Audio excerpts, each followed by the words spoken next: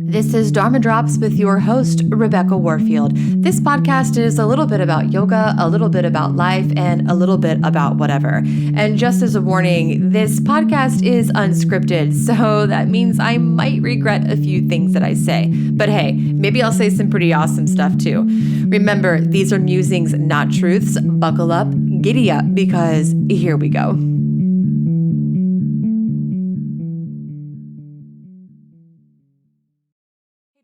Listeners, it's me, your host of Dharma Drops podcast, Rebecca Warfield, and this is your Dharma mini drop episode for June 10th, 2020.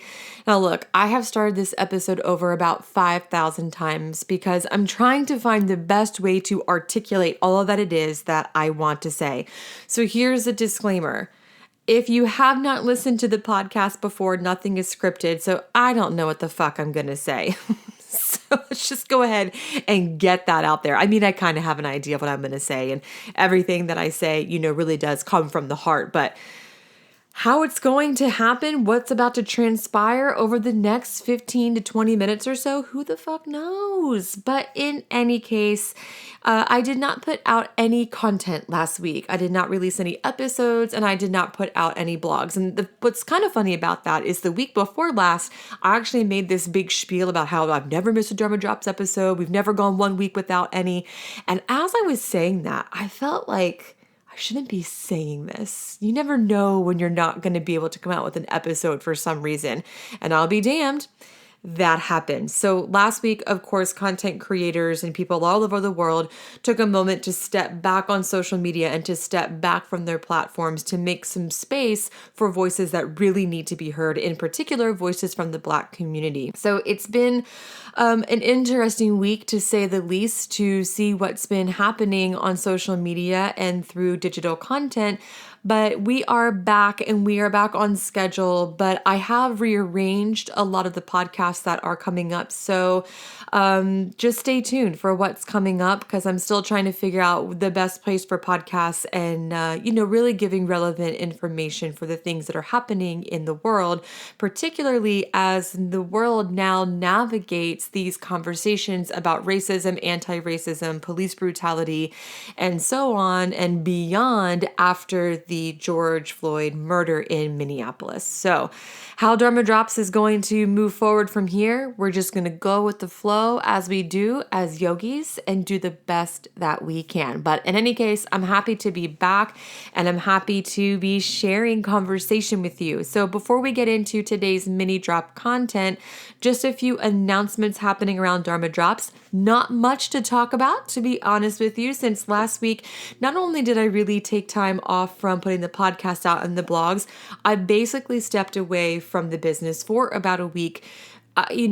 This has all just been a little paralyzing in a lot of ways. I know we've all had a lot to say and such, but I just had to take a moment to step back and really see what was going on. So not a whole lot to share with the announcements, except as you know, if you listened to not last week, the week before mini drop, I am moving, and I would love for you to come over and help me carry all these goddamn boxes. But since you're a global audience, that's probably not going to happen.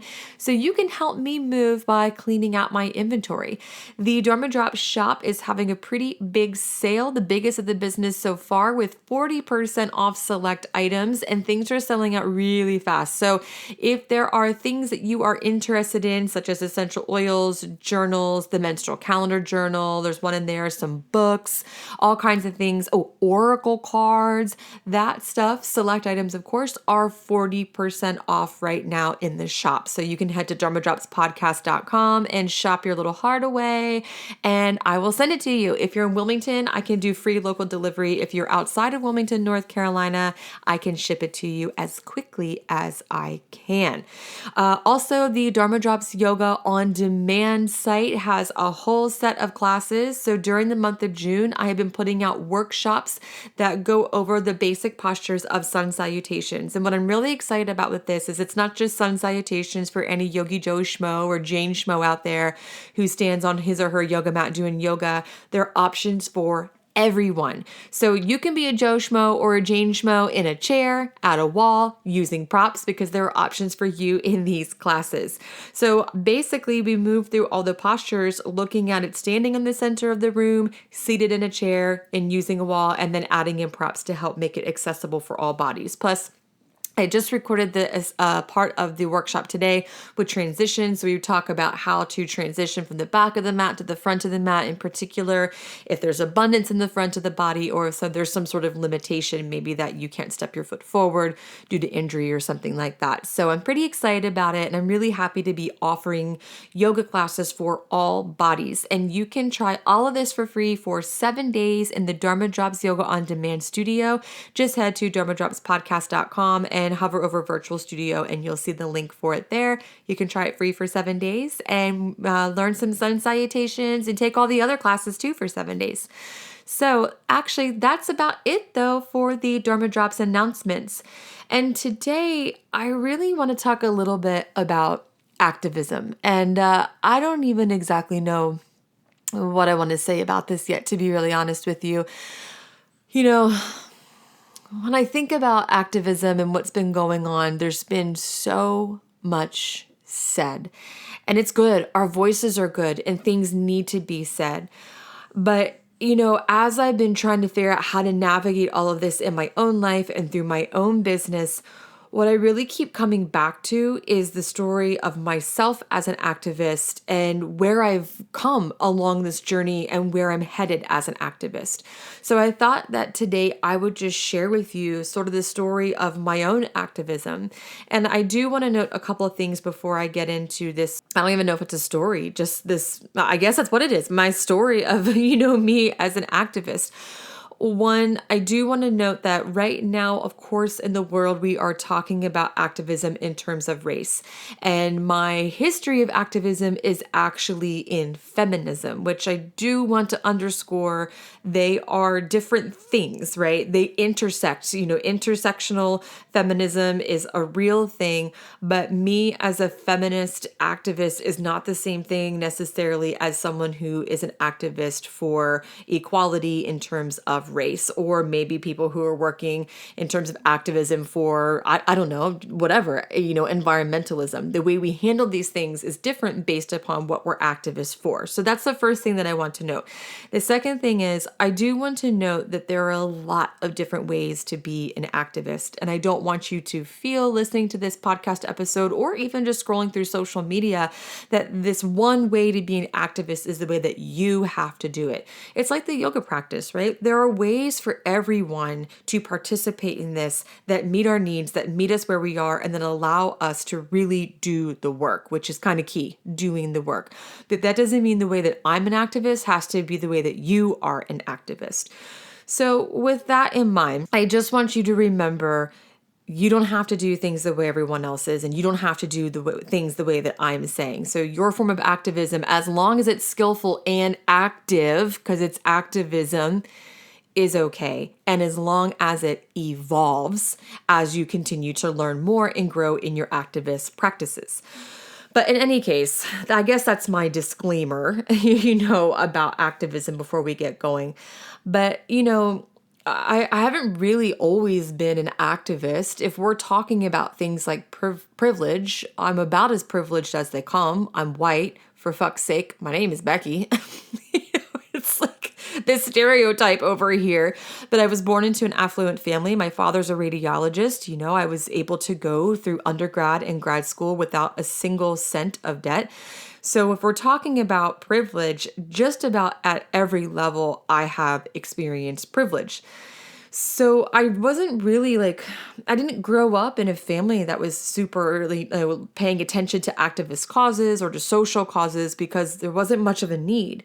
But when I got into college, I was deeply, deeply fortunate to be introduced to professors who expose me to voices of all different backgrounds. I shared a lot on social media last week about some Black writers that really changed my life, like Zora Neale Hurston, James Baldwin, Richard Wright, these people that really changed my life. But not just in terms of Black writers, I was also introduced to feminist theory, and that's where things really changed for me. I mean, like, my world, it imploded and it exploded at the same exact time. And I just didn't even know that the world operated this way. And I'm so thankful for literature and theory and my humanities background for exposing me to really the atrocities of the world that I really hadn't much experienced firsthand, other than, say, being a woman and being afraid of things like rape and attacks, and that sort of stuff. And so through reading and studying, and most importantly, talking about this literature, I became a major raging feminist activist for a long time. And through that, I learned so much. But in time, really what happened for me is the anger became so deep and so deep-seated that my own forms of activism, which, mind you, were not helping anyone. Right? I wasn't out there changing anyone's minds, changing anyone's hearts. I wasn't offering any valuable narrative to the world because my anger, surrounding feminism was so deep, I could hardly function. I couldn't have a normal conversation. I would get into these arguments with random dudes at the bar. Everything that I read would just fuel just uncontrollable anger within me. And I didn't really do the work that an activist should have been doing. Anger is awesome. Anger, I know, as yogis, we often feel like we shouldn't be angry, that angry is not the yogic way, but anger is a real emotion and it doesn't just come from nowhere, right? But I think what's most important in my experience, and this is not true for everyone, I did not use my anger correctly. I basically used my anger to self-destruct, and that did not work for me. So flash forward, I don't know, 8,000 arguments with people later, losing friends, losing boyfriends, crushing my own life, not really contributing much to the world in terms of the things that I had to say because I was just so mean about all of it. It was crazy. Flash forward, years later, I come to the yoga practice. And it was through the yoga practice that I really learned what, for me, being an activist means. And for a few years, I actually had to scale back on the things that I was saying because I needed to focus a lot more on the things that I needed to do. And this is sort of the thing that I've been thinking about so much over the last week or so because everyone is saying everything. And some of it's so beautiful and is offering so much to the world and so useful and true. And then I turn around and I see things where I'm like, oh God, what are you talking about? But for me, I found that the heart of my activism came when and this doesn't necessarily mean for you, but when I started to say a little bit less and do a whole lot more. I felt like I was doing a lot in the beginning. I was yelling, I was carrying on, I went to protests, I signed every petition, I read every book. I thought I was doing the right thing, but all I was doing is actually getting angry. And the yoga practice really taught me a lot about skill in action. Because that's what yoga is. It's being skillful in the way that we choose our words, choose our thoughts, and choose our actions. And I was not choosing my thoughts very well. I was not choosing my words very well. And I hardly had any action at all. It was all words and it was all thoughts. That's all it was. It was hardly any action at all. So, through the yoga practice, I started to scale back a little bit on, just thinking and talking and carrying on about activism, and really starting to think about the ways in which I can embody the practice of feminist activism in my own life. And look, it's a little bit of trial and error. I've done some things right. I've done some things wrong. And just like anything else, you ebb and you flow. But, I've been trying to do things like one, vote. And vote for my heart and for your heart and for everyone else, right? Making the decisions in politics that really do lend themselves to the world that we want to see for this collective equality across the board.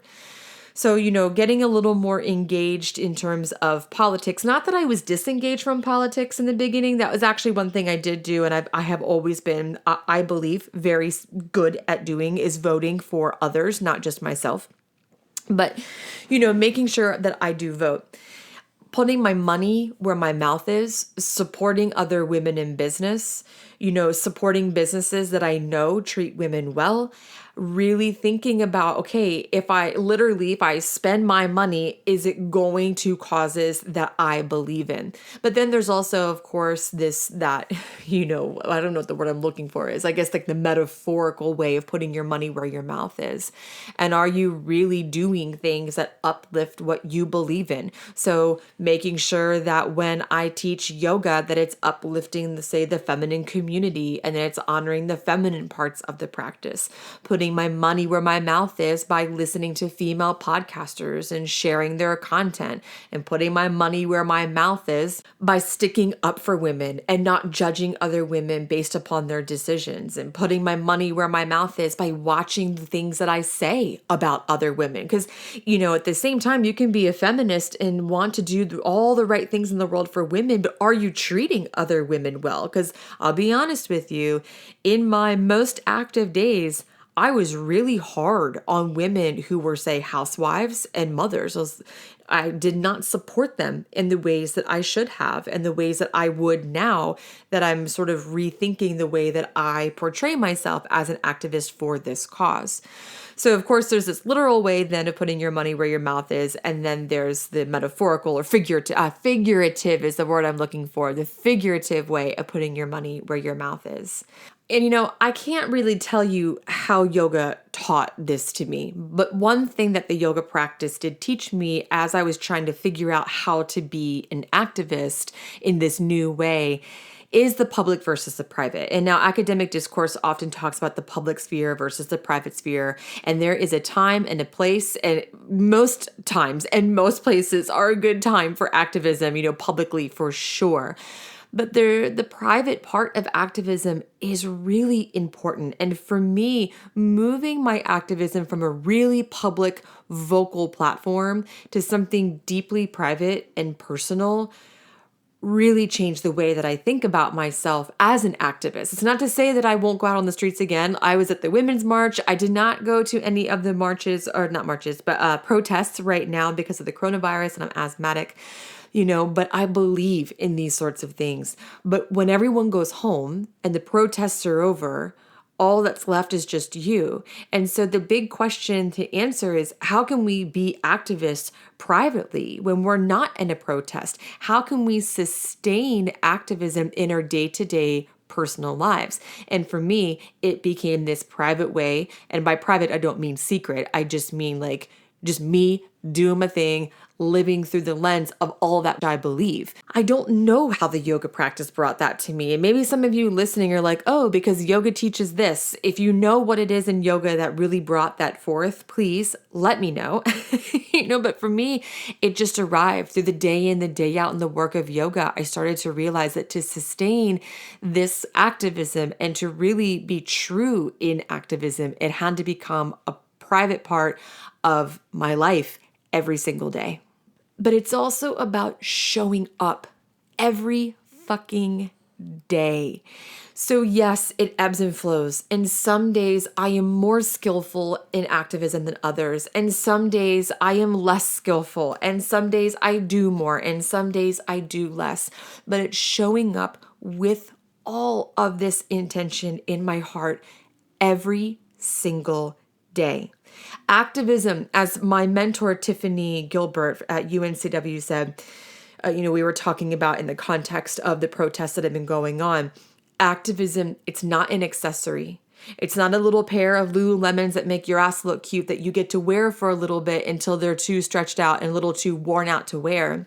Right? It's something that you wear no matter what you look like in it. It's something that you wear no matter how uncomfortable it is. It's something that you wear day in, day out, and you never stop. That does not mean that the way that you perform as an activist has to change. We know this from the yoga practice. We know that we change. The whole freaking point of the practice is to learn, grow, and change, and to continually become more skillful. So it means being open to the possibilities that what you feel about things might change, and how you talk about them might change, and the way that you take action as an activist might change. Yoga teaches us that. If we're not evolving, we are not doing the work. So, gosh, I feel like I'm just getting on a tangent here. I don't even know what I'm talking about. I don't even know what I'm talking about anymore. But if we're not changing, we're probably not doing the work. And I do feel like the last, year or so, I've been in a little bit of a lull in terms of feminist activism and how I embody that in my everyday life. And I think that's pretty normal too. We feel that in the yoga practice. We get into this sort of plateau where I don't really know how to move forward. But the thing is, continual reflection, continual self-study, or as the yoga teachings say, svadhyaya. Coming back all the time, asking yourself questions. How do I feel? How do I want to move forward? How do I want to talk about it? Is what I'm thinking how I actually feel, or is this how I've been told I need to feel? And look, those questions that you ask yourself for self-reflection, those are up to you. There's all sorts of good literature out there about, self-study and self-reflection and stuff like that. So I'm sure there's some cool set of questions that you can refer back to time and time again. But, for me, it changes from time to time. But the point is, we have to continually self-reflect. So there's a book that I read, and I just thought of this. This might be a little bit off topic, but there is a book that I read. Oh my gosh, it's been 8 million years ago. I think it was in a professional development book circle thing at UNCW, and it's called Thinking Fast and Slow. I'll have the link for it in the show notes for you. And it talks about this concept that we have two, and forgive me that I'm not going to talk about this as articulately as I should, but essentially we have two sort of pathways in the brain. One, immediate response. That's thinking fast. Two, thinking slow, right? So, and you have to do it with snaps or it doesn't work apparently. But so when we have an initial thought, that's sort of this fast process in the body. It's what we default to because it's what we've always done and what we've always been taught. And it's where we feel the most comfortable. And yogis, we know about this. We know that often it's easy to default to the path of least resistance. That the thinking slow path is where we say, time out. What exactly is going on here? In the yoga practice, this would be like getting into downward facing dog, getting the gross form alignment, but then staying and listening to the body and working on fine alignment. So that's the sort of the slow process. So when we're working with activism, it's really important for us to notice the initial thoughts that we have and then slow. I'm sorry to interrupt, but my dog just burped and I'm pretty sure you guys could hear that. The microphone, I'm sorry. Little Hanky's in here burping and carrying on. Good boy, Hanky. That then we have to stop, slow down, and think a little bit more. Take that time.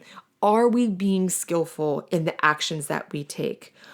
Are we doing the things that we need to be doing? And most importantly, are we being skillful enough to serve others, or is our activism just serving ourselves? Maybe the most important thing to think about. When we are taking action in the world as activists, the very root of the word activist, action, when we are doing that, who are we doing it for? And the answer at the end of the day, what I have come to believe through my own practice in activism and in yoga, is that it is for others. And the reality is when we do things for others through our skillful activism, we benefit from it too. So it's not that you have to do it for your own benefit. It's not that. We know that from the yoga teachings too, right? That this isn't self-serving. We're not doing this so we can, get the fruit of our own labors. But we do benefit from it, because when our actions serve others, it serves the whole world, and you are a part of that too. I don't even know what else to say. I could talk about this for 800 years. This has been a really difficult part of my life, navigating how to be an activist in the work of feminism. I haven't even begun to think about how I can talk about being an activist for race yet. And I'm not even sure if I'm the right person to do so, because I am a white woman who has not experienced all that which Black communities across the globe are speaking about right now. Someone asked me to teach an anti-racism yoga class and meditation, which was super sweet and so thoughtful. And I really appreciate that this person reached out to me about it. But I turned down the opportunity, not because I don't believe in it. I of course, believe in an anti-racism yoga class and meditation and an anti-racist world. But I told her, in the few episodes that I've had on Dharma Drops podcast where I'm talking with people about these issues, when we talk about representation and activism in the yoga communities, the answer always comes back to more representation, and not representation of white people for Black people, representation of Black yoga teachers teaching yoga classes and Black studio owners, and having more representation in that regard. So, I just nicely said to her, I don't think I'm the right person for it. I think what we need to do is find someone who really can represent the issues at hand. So if you're wondering why I'm talking about feminism and activism in this episode and not race, it's because I'm not sure how to talk about it yet as a white woman, because I don't believe that it's my voice that needs to be heard. I'm not here to speak for the Black community. I'm not here to speak for any community that I'm not a part of.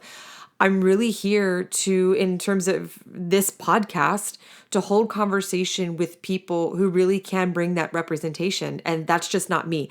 I can only talk about my experiences. And obviously, as a white woman in the United States of America, that's not really experiencing too much, I'm not the right representative for that. So that's why I'm grounding the conversation right now in feminism. But in terms of feminism, this has been a ride, and it has caused tremendous pain and tremendous anger in my life. And at the same time, I wouldn't replace that for anything in the world. How great is it that we get to feel this full spectrum of emotions, and then in our case as yogis, be able to take this practice and then do something so skillfully with all that we feel and all that we experience. It's a gift that I don't even know if there's anything else out there like it. It's amazing. We're so lucky to have the yoga practice to help us navigate all of this stuff. Before we part ways, one thing I do want to note, I sent out an email and I put it on Instagram in the stories, and I also posted it on the blog.